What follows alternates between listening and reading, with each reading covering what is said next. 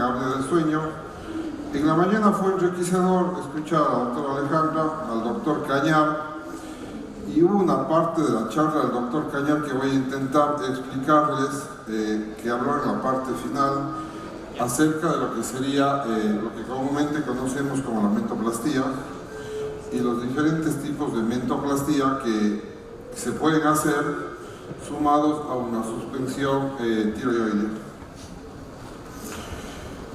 La vía aérea superior, los cornetes, el paladar, la úvula. Podemos tener también como sitio de obstrucción una hipertrofia amigdalina y tiene que pasar la base de la lengua, que sea la parte final del tubo, a menos de que el paciente tenga un problema a nivel de la epiglotis, que es mucho menos frecuente que tener un problema en lo que sería la base de la lengua o un colapso en el espacio retrolingual. Es decir, el aire ha pasado.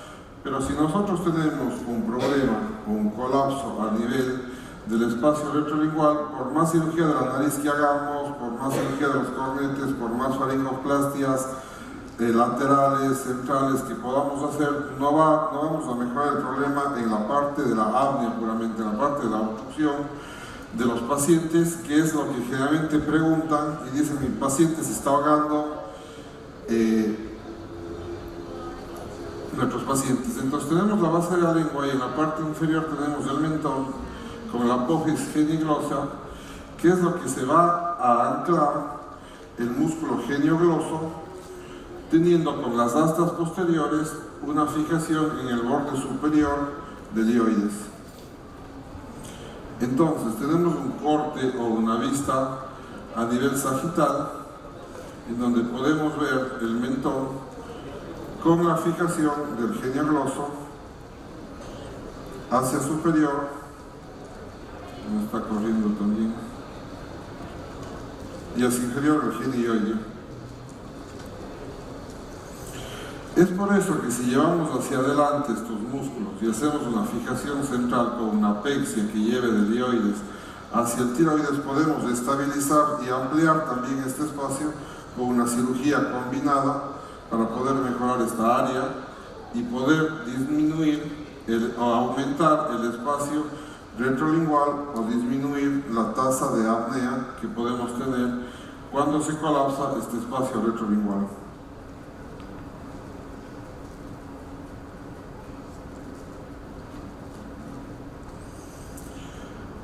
Cuando el paciente se acuesta, generalmente duerme y se van a relajar estos músculos, produciendo un colapso a nivel de este espacio. En la charla anterior, el doctor finalizaba su clase, el doctor Cañar, y decía que hay que ver en el tiempo qué es lo que pasa con un avance maxilar, un avance geniogloso, por las fibras del músculo geniogloso que tienden a aumentar y engrosarse. Generalmente se puede tener una recidiva de hasta un 30% en un lapso de 10 años post cirugía, y esto es debido a que como vamos envejeciendo, y lo que pasa es que la flacidez muscular aumenta y también aumenta la flacidez en lo que se llaman los músculos genioglosos, y esto hace que la cirugía pueda tener una recidiva al pasar de los tiempos, sumado a que el paciente se engorda, aumenta de peso y sigue. Para poder hacer estos pacientes, vimos en la mañana todo lo que es necesario, desde el examen otorrinolaringológico general, desde una tomografía, una cefalometría, definir qué clase funcional tiene el paciente, las polisonografías, el DICE, como tratamientos diagnósticos. Cuando entramos puramente a la técnica quirúrgica, vamos a ver que tenemos la suspensión hioide y el avance geniogloso. Y dentro del avance geniogloso tenemos dos tipos de cirugía, la que llamamos la mentoplastia de avance y un avance en ventana ósea. ¿Cuándo vamos a hacer una mentoplastia de avance? Primero, cuando necesitamos modificar el perfil óseo del paciente. La ventaja es que avanzan los músculos genioglosos y los genioideos, y la ventana ósea no va a modificar el perfil del paciente y simplemente avanza los músculos genioglosos.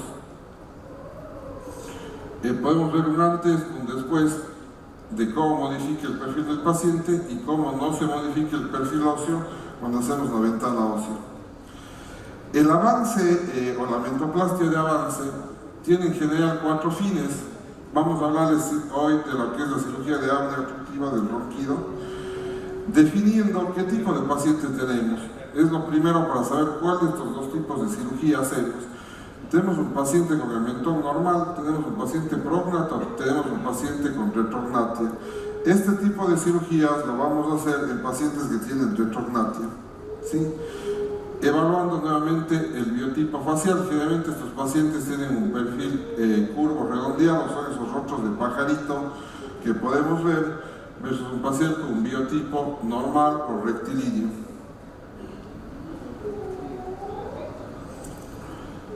Este paciente que tiene retrognatia, lo que vamos a hacer es una osteotomía segmentaria a nivel del mentón y deslizar la misma para que pueda de esa manera traccionar los músculos. Bien, generalmente esta osteotomía lo que vamos a tener que diferenciar es en la parte lateral el nervio dental inferior, y la osteotomía va a ser en V invertida a 1 centímetro de lo que son las raíces dentarias para no poder encontrarnos con ningún diente, y al traccionar hacia la parte anterior lo vamos a fijar con un chin plate y los tornillos de diferente tamaño. Entonces, ¿cómo realizamos este tipo de cirugías? Lo primero que hacemos va a ser una disección a nivel de la mucosa a 1 centímetro, como podemos ver, de la raíz dentaria. Exponemos el mentón, diferenciamos a cada lado nuestros nervios dentarios inferiores. Una vez que hemos verificado y protegido la parte de nuestros nervios, lo que hacemos es una osteotomía. En este caso, ya que tenemos el piezótomo muchos, se puede hacer una osteotomía con el piezótomo, que va a tener algunas ventajas, sobre todo en la recuperación y en la manipulación de este fragmento óseo que le vamos a avanzar. Fíjense ustedes cómo avanza en bloque y cómo nuestros músculos genioglosos van a avanzar. Vamos a colocar o hacer unos agujeros para poder fijar nuestro chin plate, primero desde inferior, fijando nuestro fragmento móvil, y luego hacia superior, en la parte sólida en la que estamos. ¿Cuánto avanzar? Esto va a depender de cómo va nuestra cefalometría, de cuánto hicimos el estudio, de qué es lo que hacemos. Lo que sí se ha visto que se puede lograr una recuperación mucho más rápida de estos pacientes cuando agregamos fragmentos de crecimiento óseo con plasma rico en plaquetas, o con la propia sangre del paciente podemos hacer esta especie de pasta. Cuando son avances de más de 8 milímetros, este es un avance, porque si no lo colocamos, el momento que realizamos nuestra osteotomía rectangular, es tan fuerte la tracción del geniogloso que lo que va a hacer es que se hunda nuestro fragmento que lo realizamos. Entonces, al tener el tornillo colocado, el mismo nos va a servir para poder traccionar y poder realizar nuestra osteotomía, o el momento en que hemos realizado la osteotomía, poder jalar para poder disminuir el grosor del fragmento. Como pueden ver, se hunde y luego es un lío sacarlo con el tornillo de seguridad. Traccionamos la ventana ósea que hemos realizado y ahora tenemos que reducir nuestro fragmento. ¿Por qué? Porque si lo dejamos como está, va a tener un aumento igual en el perfil.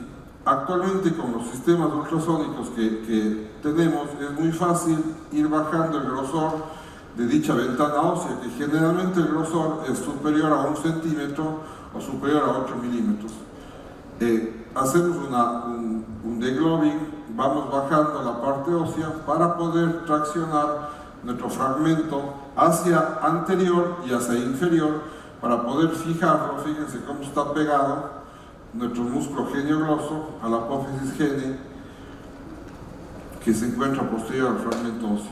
Ahora, este fragmento, una vez que lo hemos traccionado, lo podemos fijar con una mini placa de perfil angosto que puede ser de 2 milímetros, fíjense como este caso, y lo dejamos anclado. De esta manera hemos traccionado el genio gloso hacia anterior y hacia inferior.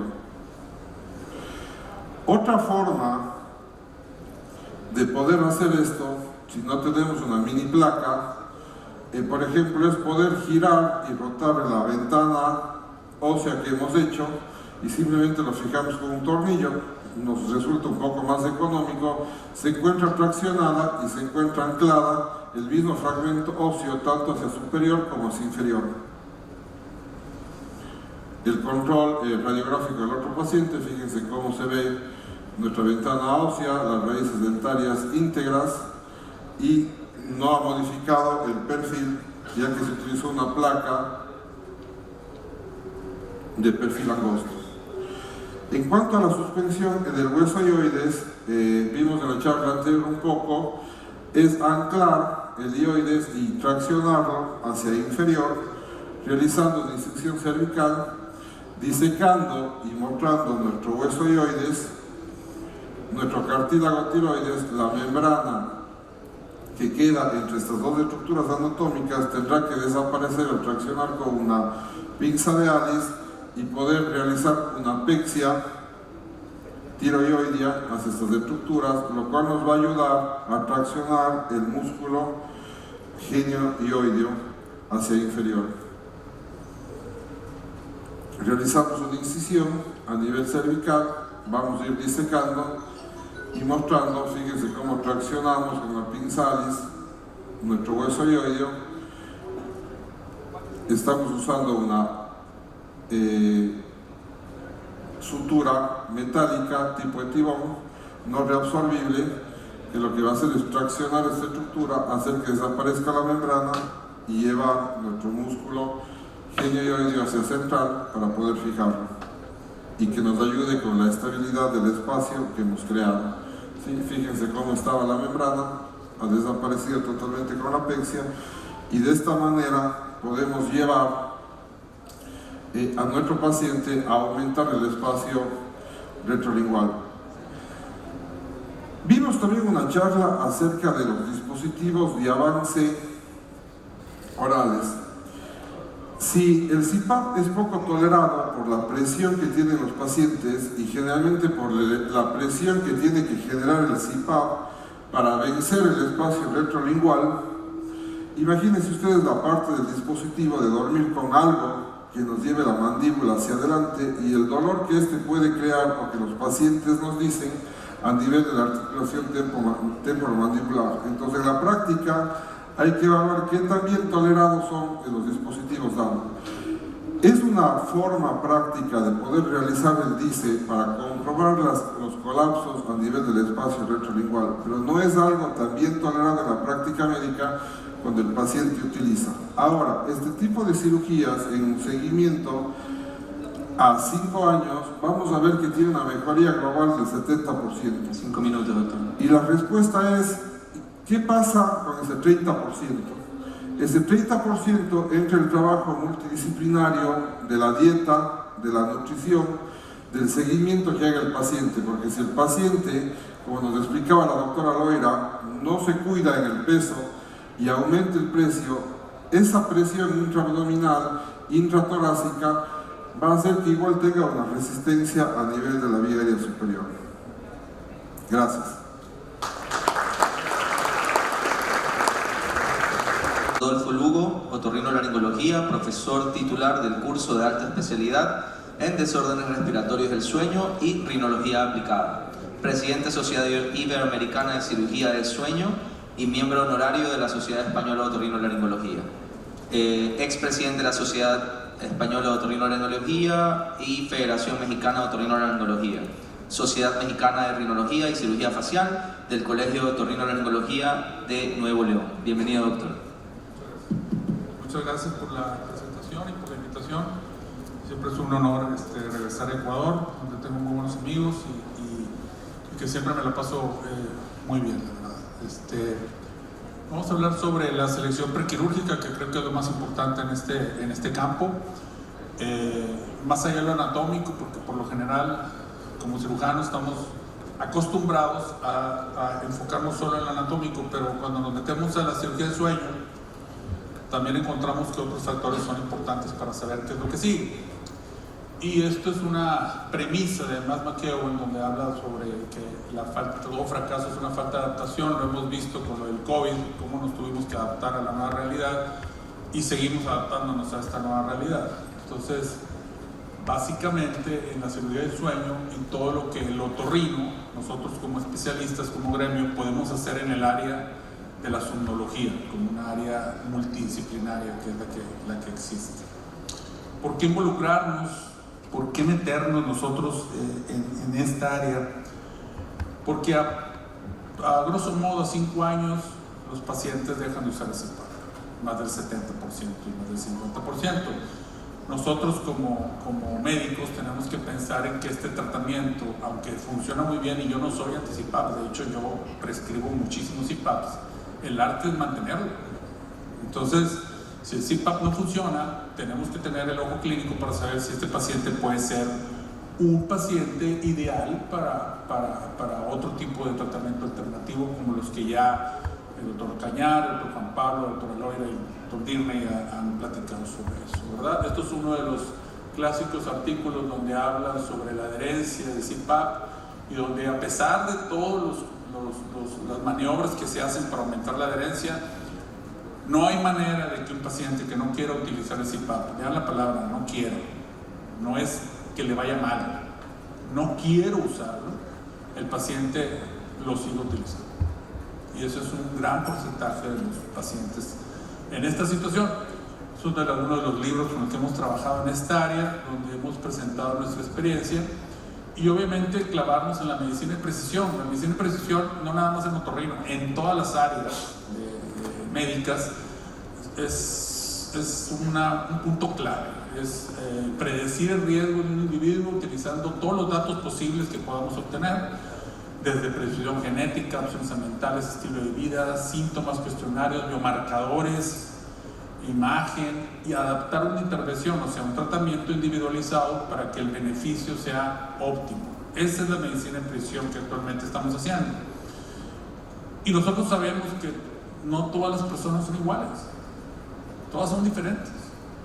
Y es un error pensar que con una técnica quirúrgica vamos a mejorar al paciente en todos los aspectos. Ese era un error que había cuando la famosa vulopalato-faringoplastía. Si sabemos que no todas las personas son iguales, no todas las vías aéreas son iguales, es como pensar que todas las narices son iguales y a todos les vamos a hacer lo mismo, a todos les vamos a hacer la misma técnica de rinoplastia. Todos los que operamos nariz sabemos que no podemos hacer la misma técnica, porque la nariz es la que nos va a dictar qué técnica vamos a hacerle al paciente. Que solo manejes una técnica, pues tu trabajo es optimizarte como cirujano y tratar de tener más recursos para que tu cirugía sea mejor. En cirugía de faringe, en cirugía de cuello, en cirugía de laringe, en cirugía de voz, todo es igual. Tenemos que optimizar nuestros resultados teniendo más recursos. Y la cirugía es eso. Por eso dicen que es un arte, porque tenemos que tener muchos recursos para poder optimizar nuestros resultados. Aquí podemos ver algunos de las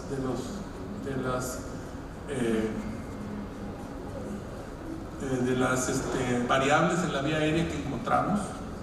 Por ejemplo, esa es una alteración lateral. Vean cómo las amígdala lingual de ese lado está alterando un poco la obstrucción, pero en la hipofaringe no hay tanto problema a nivel base de lengua, sino es amígdala lingual y amígdala palatina. Este otro paciente de 47 años, el cual estamos haciendo una evaluación, podemos ver cómo tenemos que subir el volumen a esto y algo pasa ahí, no sé si tenga que salirme para que se oiga. Vean la vibración del paladar, esa P es muy diferente al otro factor que podemos encontrar. Si me salgo y le pongo aumento de volumen, ¿sube? ¿Habrá manera de que se oiga? A ver, voy a salirme un poco, voy a poner volumen. Entonces, que algo está pasando, me sale como que está. Ándale, perfecto.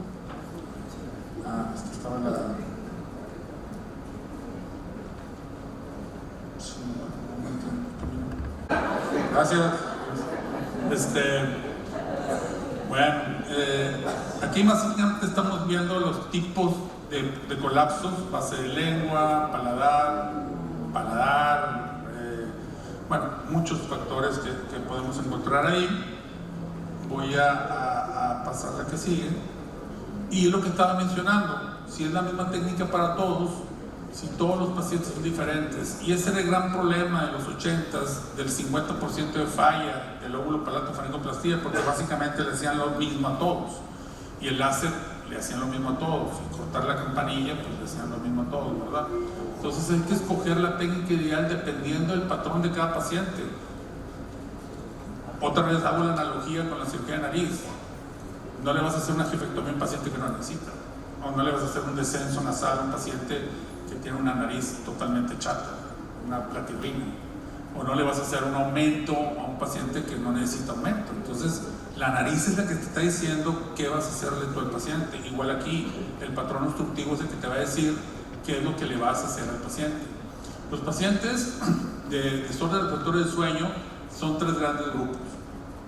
Mucha gente cree que todos son iguales porque se sospecha muy fácil. Paciente que gana peso, cuello corto, que ronca y que se queda dormido en todos lados. Pues sí, es muy sencillo sospecharlo. Pero no todos los pacientes son así. Los famosos fenotipos, que ya se va a hablar de ellos, nuestro doctor Namolo, que está invitado, va a hablar sobre fenotipos, pero prácticamente hay tres grandes grupos. Son pacientes que tienen todo el típico factores causales de apnea, el paciente que dice que duerme poco y el paciente que dice que solo ronca y que no tiene ningún problema. Estos son 42% tiene sintomatología clásica, un 33% lo único que te dice es que duerme mal, que duerme poco, que no tiene nada, y el 25% dicen que absolutamente no están enfermos. Y ese 25% que solo viene porque la pareja de cama le dice que ronca y que hace ruidos raros, ese paciente te sorprendes cuando le haces los estudios del sueño. Y ese 25% es el típico paciente, ese 33 y 25% es el típico paciente que se siente sano. A diferencia de la cirugía estética facial, que se ve pacientes sanos, aquí son pacientes enfermos. Y son pacientes muy graves, que no llegan porque no les gusta lo que se ven, sino porque se sienten mal. El problema es que ese porcentaje es un porcentaje de pacientes que no se sienten mal. Dice, ¿por qué voy a poner un CPAP, doctor? Pues que no me siento mal. Poner una mascarilla y ponerme un aparato, ¿cuánto cuesta? ¿Me lo cubre el seguro? ¿Me lo voy a poner toda la vida? Ese es el gran problema. Tenemos que enfocarnos en ese segmento, porque cuando un paciente se siente súper mal y se pone un CPAP, el primer día que se lo pone, al otro día llega y dice, doctor, yo no sé, pero me lo voy a usar toda la vida, yo no me voy a despegar de este equipo. Nunca me había sentido tan bien. Pero es obviamente cuando se siente mal. Entonces, vamos a ver qué flujograma podemos utilizar en los dos pacientes que son los típicos que dejan de usar el CPAP. Y son los que ya dijimos que se sienten un poquito mal, pero no tienen nada, y los que de plano dicen que no tienen nada. Hay dos diferencias en los pacientes no adherentes al CPAP, porque nada más decir, el que no acepta el CPAP es muy largo. Los dos tipos de pacientes que no se adhieren al CPAP es el que lo quiere usar, pero tiene un uso subóptimo, o sea, lo usa por menos de 4 horas, lo usa sin función, lo usa con índices de apnea residuales altos, lo quiere usar, lo compra y no funciona. Y el paciente que de plano dice, pues sí doctor, me funcionó, pero no lo voy a usar. Y eso es ni modo de hipnotizarlos, y ni modo de decirles ahí, te voy a hablar por teléfono todos los días para que lo uses. No lo voy a usar. Esos dos pacientes tenemos que reevaluarlos, irnos a lo que el doctor Pin habló de la endoscopía de sueño, con sus variables, que es lo que vamos a hablar ahorita rápidamente. Dice con dispositivo base mandibular, con titulación con CPAP, o una sonda endoscopía, o sea, un dice directo a ver qué cirugía se le va a hacer. No todo es para cirugía. Por ejemplo, poco apego, adherencia, planeamiento para variadas opciones terapéuticas. Ya el doctor Gustavo dijo que hay dos conceptos: la optimización de CPAP y la cirugía de sueño en sí, para para poder corregir a este paciente. Entonces, vamos a hablar de las dos opciones, las diversas posiciones, sonendoscopia con CPAP, sonendoscopia con DAM y probable paciente que tiene patología nasal. De cirugía nasal no me voy a clavar mucho, porque eso se va a hablar mucho en este congreso. Lo que sí podemos decir que obviamente una de las causas número uno de problemas valvulares es la rinoplastia previa.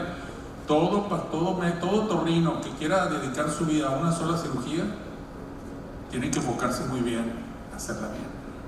Si yo solo quiero hacer rinoplastia y de eso quiero vivir, pues tienen que enfocarse muy bien a la válvula, porque una de las causas número uno de pacientes posoperados es que la válvula la deshicieron. Otro factor, el famoso te invito a que me hagas mi cirugía funcional y yo hago la cirugía estética, yo plástico hago la cirugía estética. Yo siempre he dicho eso, yo me voy a meter completo, yo no me voy a meter a eso, porque yo funcionalmente, yo puedo no alterarte estéticamente la nariz. Aunque yo sé hacer la nariz estética, yo te puedo hacer una nariz funcional y la nariz te la dejo intacta. Pero él sí me puede alterar la función con un procedimiento estético, todos lo sabemos, ¿no? ¿Y quién fue el culpable de ese problema funcional? El doctor. El doctor le hace lo que le quiera hacer en la punta y después el paciente dice, no respiro, doctor. Ah, fue el otorrino. Por eso lo invitamos, ¿no? Y tú acá llegas y estás ahí con el cazote ahí y dices, ¿te volaste todos los domos? Sí, yo lo hago. Eso es el gran problema. Los chavos que están empezando y que les invitan a hacer eso, yo les recomiendo que le piensen dos veces hacer ese binomio, ¿verdad? Si le vas a entrar a la nariz, hazla completa, ya sea cirujano plástico o sea otorrino. Pero si vas a hacer la nariz, tienes que hacerla completa, funcional y estética. Entonces, si estamos viendo que el 79% de los casos de porción valvular es una rinoplastia, pues tenemos que estar seguros de que este paciente, porque no sé por qué es tan común que lleguen pacientes con sueño, pacientes de apnea, ya operados de la nariz y la nariz no les funciona. Por eso tenemos que enfocarnos a la cirugía de nariz. Este es un colapso valvular congénito, sí no hay que echarle la culpa a nadie, él lo tiene así. Hay que clavarnos en la nariz. Otro colapso valvular congénito, tenemos que enfocarnos a corregir la espina nasal anterior, el septum anterior, todo lo que sea necesario para que este paciente respire bien. Si ustedes se quieren meter a cirugía de sueño, no nada más tienen que ser leves, tienen que ser de los mejores cirujanos de nariz. Por eso de repente se sorprenden los fellows cuando van al programa y están opera nariz conmigo. Y digo, pues es que si no se opera nariz, mejor ni le entres a este campo, porque es la primera frontera de la respiración. Saber manejar todos los conceptos. Estos son pacientes posoperados de nariz, de rinoplastia, que me los dejaron alterados de la función nasal, por fuera y por dentro. Pacientes que por fuera y por dentro me los dejaron alterados y aparte vienen con apnea del sueño y llegan y te dicen, doctor, ya no me importa cómo se ve la nariz, yo lo que quiero respirar. Ya no me vale un sorbete lo que me haga en la nariz, pero ya quiero respirar. Entonces, para ser cirujano del sueño debe ser excelente rinólogo. Todo paciente con apnea obstructiva del sueño bajo tratamiento debe tener una excelente función nasal.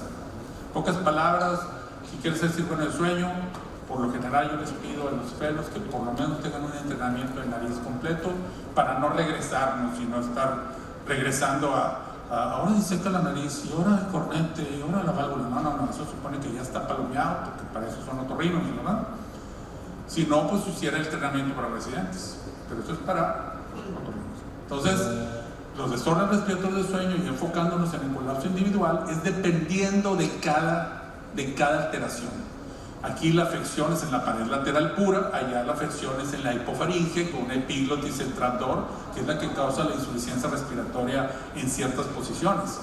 La apnea obstructiva del sueño es bien rara en personas con peak grid menor de 5, o en pocas palabras un CPAP que se utiliza en 6, en 5 de percentil, ya lo están usando de manera placebo, o sea, ese CPAP no está funcionando. Entonces, por eso tenemos que enfocarnos y regresar a ser médicos. Tenemos que enfocarnos a conocer los CPAPs, a saber manejar las presiones, a manejar tecnología. Entonces, si nosotros vemos que para mejorar el colapso faríngeo y reducir el peak grid por lo menos 3 o 4 puntos, la terapia de segunda línea, CPAP es la mejor. Obviamente, el CPAP es súper bueno, y si el paciente lo usa y le va bien, yo no voy a andar convenciendo a un paciente para cirugía de sueño si le está funcionando el CPAP. Pero si los dispositivos orales me pueden bajar 2 o 3 puntos, si la terapia posicional me baja algunos 2 o 3 puntos, cirugía de vía aérea superior mejora entre 2 y 4 puntos, dependiendo de lo que tú escojas, esa es nuestra meta, bajar el PICRIT. El factor es que la medición del PICRIT ahorita clínicamente no es tan sencilla, de hecho es complicado. ¿Qué podemos ver para ver qué podemos detectar con el PICRIT? En la endoscopía de sueño le metemos un CPAP, le vemos las presiones, bajamos de su percentil de uso, su percentil 95, bajamos un ciclo respiratorio hacia abajo y vemos cuando se empieza a colapsar. Este era un paciente que las amígdalas sí podía con él. Un CPAP por lo general funciona con un tabique desviado y funciona contra amígdalas grandes. O sea, el CPAP sí puede contra la nariz desviada y contra las amígdalas. De hecho, el que pueda con una nariz desviada hizo que muchos médicos no cirujanos de vía aérea superior que ponen CPAPs no necesitaran un otorrino, porque como la gran mayoría de los pacientes les iba bien, pues ¿para qué necesito un otorrino? No era necesario ni ver la nariz ni preguntar si respiraba bien o no. Ahora ya vemos que el concepto de optimización es mejor y podemos optimizar el uso del CPAP. Pero vean cuando el paciente hace inspiración y vean la epiglotis al uso del CPAP. Una de las causas de uso subóptimo, que el neumólogo o el neurólogo o el que le haya puesto el CPAP llegue y te dice: doctor, es que no lo usa por 2 horas, lo usa por 2 horas y media, o lo usa 2 días a la semana. ¿Por qué? Porque el paciente se siente mal, no se siente bien. Ahí es donde nosotros tenemos que enfocarnos en la vía aérea superior y ver por qué este paciente no tiene una buena, no llegan al PICRIT, a la apertura de la vía aérea de manera correcta. Estos son artículos muy interesantes de Atul Malhotra y Danny Eckert, donde hablan sobre que las presiones de CPAP nos pueden predecir una alta colapsabilidad de la vía aérea.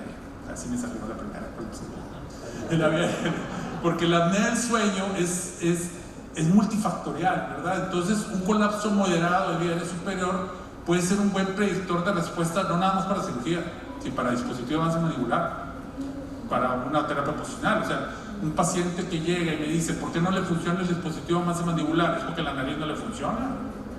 Ayúdale a ese paciente, dile al otorrino que le eche ganas a esa nariz, desde un procedimiento de cornetes, válvula, hasta una cirugía completa, y ahora sí el dispositivo le va a funcionar.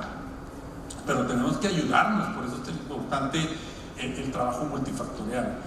Entre una presión terapéutica normal y el PICRIT, de repente ya está 8 centímetros de variabilidad. Por ejemplo, aquí estamos viendo estos pacientes bajo presión. Vean sin CPAP, vean la estabilidad de la vía aérea irregular sin CPAP, y vean ahí arriba con 12 centímetros de presión cómo se estabiliza la vía aérea. Vean ese epiglotis que cierra y a este lado está queriendo cerrar, pero como el espacio aéreo se abrió a 11 centímetros, va bien. Pero empezamos a bajar las presiones. Fíjense, está en 11 centímetros, vean sin CPAP cómo está todo cerrado, y ven acá con la presión positiva está estabilizada. Pero bajamos la presión a 10 y ya empieza como que a cerrarse un poquito el epiglotis, el espacio aéreo se empieza a cerrar, empezamos a tener ya más complicación, le bajamos un poquito las presiones, no sé, a 9, a 9.5, y vean cómo ya empieza a cerrar ya todo. Ese es el arte de saber qué tenemos que hacer para corregir y bajar esas presiones. En este paciente estamos viendo que el epiglotis está haciendo una función de obstrucción y por eso está a 8 centímetros y empieza a cerrar. Tenemos que decirle al paciente qué podemos hacer para optimizarlo, porque el paciente tiene sus variables, ¿verdad? Vean cómo ya se empieza a unir y ya empieza a parecerse la presión al que uso sin CPAP. Entonces, ya eso se va a hablar más adelante, el PALM, la variación del PALM, la detección de pacientes dependiendo de su fenotipo, que pues nos ayuda para el pronóstico, pero nos vamos a aclarar en otras cosas. Hay pacientes de la misma edad, mismo índice de masa corporal, mismo sexo, mismo síntoma principal, hasta misma altura casi, mismo estilo, los dos. Le hacemos una endoscopía de sueño a los dos y los dos tienen totalmente diferente su cuadro respiratorio. Vean cómo este paciente de abajo tiene un paladar que provoca la obstrucción. Vean la lengua, vean los dos, y hasta se parecen los dos. Vean cómo este paciente de abajo, al hacer la exploración, el ruido lo provoca el paladar y las desaturaciones lo provoca la lengua. Vean la lengua ya, y vean aquí en este paciente, no tiene nada de obstrucción palatina y es pura lengua. Pura lengua, ideal para implante hipogloso, ideal para un neuroestimulante, neuroestimulador. En ese sí es ideal para hacerle ponerle un implante. Vean la epiglotis secundaria con un movimiento intrínseco. Pues ahí nos vamos directo a abrir ese espacio. Sí, podemos hacer una suspensión de yoides, está perfecto, pero si puedo abrirle ese espacio directamente, mejor me voy directo a abrirle el espacio que estoy viendo que está comprometido, que es la base de la lengua y una obstrucción de la vía aérea del borde libre de epiglotis. Entonces, hablar sobre la identificación de los targets quirúrgicos que tenemos en el paciente, no nada más ver qué podemos hacer para mejorarle en lo que vemos a simple vista. Ya el doctor Pin habló de la endoscopía de sueño, desde el 91 está popularizando. Este es un estudio de Oliver van der Beken, uno de los cirujanos de sueño con más estudios publicados, tiene más de 700 artículos publicados. Oliver va a estar con nosotros en Cancún, es un monstruo del sueño, es de Bélgica, como diríamos en México, es un belga muy bueno para la cirugía de sueño. Y él es un estudio de sueño de 2013, 1249 pacientes, los reevaluaron y vieron cuáles son las áreas de interés. 81% paladar, 68% multinivel, 46% base de lengua y en un 38.7% hipofaringe. Estas son las áreas dependiendo de lo que vemos. Por ejemplo, este paciente me gusta mucho presentarlo, desgraciadamente no tiene sonido, pero bueno, se lo imaginan, ahí les hago yo el efecto. Este es un traumatólogo esposo de un otorrino y el otorrino me dijo: doctor, ya no puedo dormir con él, necesito que me le arregle el asunto. Este es un comparativo entre dormido y despierto, para que vean la variación entre la vía aérea despierta y dormida. Ahí está roncando. Créanme que es súper fuerte, ¿eh? Esta es la monitorización de todo. Vean el lado izquierdo, este es dormido y su lado derecho es despierto. Vean cómo parecen dos personas diferentes. Vean cómo le echas la culpa a la campanilla en el lado despierto. Y el problema de colapso en dormido es la pared lateral y las amígdalas. Por eso les cortaban la campanilla a los pacientes y regresaban al consultorio diciendo: sigo roncando, doctor, yo sigo obstruido, y aparte me dolió un chorro, ¿qué hago con esto? Por eso a mí al principio, cuando entré hace más de 20 años, en este caso, el no tocar la línea media me causaba un poco de... Porque en la residencia, según yo, pues yo estaba muy orgulloso porque yo fui el primer residente en hacer cirugía de ronquido y vulopalato-faringoplastías en los 90s, era lo único que se hacía. Y pues yo cortaba. Y ahora me doy cuenta que pues por eso, esa variación, vean la gran diferencia entre una imitación de ronquido y el ronquido que vemos en el sueño inducido. Según el estudio del Dr. Oliver van der Beken, 1200 y pico de dices, estos son los 3 factores de una endoscopía de sueño: el nivel paladar, orofaringe, base lengua y hipofaringe. Ahí tenemos ahí los 4 ejemplos. El nivel, el grado es completo, parcial o no hay obstrucción. Así de sencillo. Tú puedes ponerle 50%, 75%, 90%, 100%. Y la dirección, el patrón, anteroposterior, lateral y concéntrico. Este es una orofaringe típica. Este es un paladar anteroposterior clásico. Me encanta ese paladar porque ese es el que se corrige más fácilmente. Esta es una base de lengua con una obstrucción epiglótica secundaria a la base de la lengua en un 100%, ¿vean? y vean la otra hipofaringe con obstrucción de lengua, pero vean que el epiglotis tiene un colapso intrínseco también. Ahí estamos viendo la base de la lengua y vean el colapso intrínseco del epiglotis. O sea que si hacemos mal lengua, nos quedamos cortos, tenemos que hacer una pexia, tenemos que hacer algo ahí. Entonces, si ya vimos los niveles y los diferentes sonidos del ronquido, bueno, aquí esto es sonido, desgraciadamente, pero bueno, en la vibración del paladar hace el ruido. La obstrucción de la base de la lengua y la hipofaringe es lo que causa la desaturación. Por eso con mis amigos odontólogos siempre les digo, ¿cómo sabes que el paciente le fue bien? Ah, porque fue a roncar. ¿Y estás seguro que dejar de roncar es corregir la apnea? Hay que hacer un estudio de salida. Siempre hay que hacer un estudio de salida. Subjetivamente no podemos decir el paciente está bien. Esta lengua es lo que causa la desaturación, y lo que causa los síntomas de la apnea del sueño es la desaturación, es la bajada de oxígeno cuando el paciente trae una apnea. Este es un DISE con CPAP, vean el decúbito supino con 14.4 de presión, vean, no puede. El CPAP no puede con ese epiglotis lateral. 14. Los que manejan CPAP aquí deben saber que 14.4 es una presión súper alta para el CPAP. Y si van con un terapista, le van a andar buscando ponerle un BiPAP.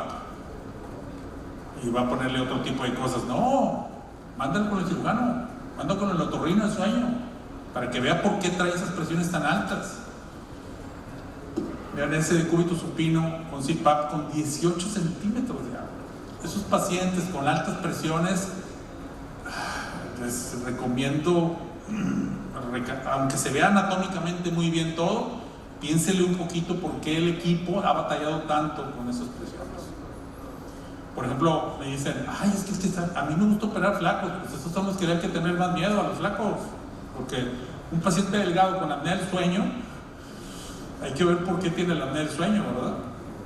Hay unas maniobras para poner ese CPAP. Este es mi socio, el doctor Luis Daniel Neiva, aparte es muy amigo mío y es una persona, un odontólogo que ha sido parte fundamental de mi equipo. Tengo 2 equipos de odontólogos con los que trabajamos, unos más enfocados en terapia miofuncional y dispositivo de avance mandibular, y el doctor Neiva en terapia funcional. Ese es uno de nuestros protocolos que hacíamos antes, el meterle una George Gauss. Él hacía una medición previa a la endoscopía del sueño y le ponía el dispositivo durante la endoscopía y veíamos si mejoraba o no el espacio.